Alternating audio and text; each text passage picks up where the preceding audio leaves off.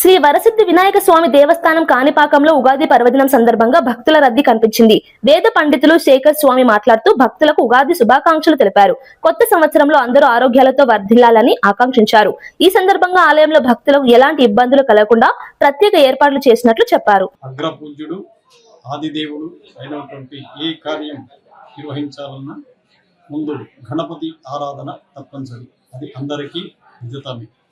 శుక్లాం భరధరం విష్ణుం శశివర్ణం చతుర్భుజం ప్రసన్నవనం ధ్యాయే సర్వవిఘ్నోపశాంతయే.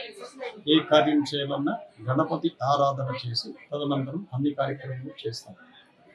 ఈ సంవత్సరం పరాభవనామ సంవత్సరం. ఉగాది చాలా పవిత్రమైనది. మన తెలుగు వారందరికీ భారతదేశంలోనే అత్యంత గొప్ప పండుగ ఉగాది.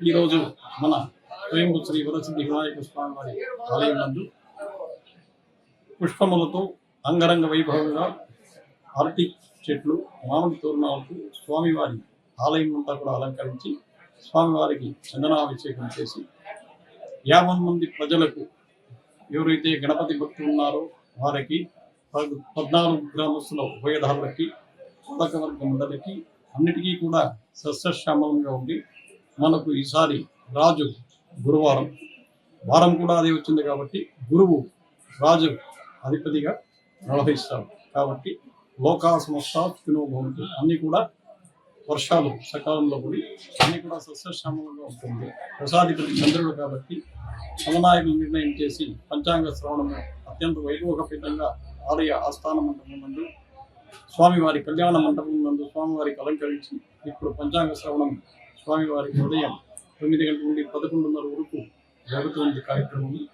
అందరూ కూడా లోకా సమస్త సుఖినో భవంతు శుభం భూయాత్. అందరూ కూడా ఆదాయ వ్యయాలు ఆ పట్టికలో పరిశీలించుకొని పంచాంగం కూడా దేవస్థానం వారు విక్రయిస్తున్నారు కాబట్టి మీకు ఏదైనా డౌట్స్ ఉంటే దాంట్లో చూసుకోవచ్చు.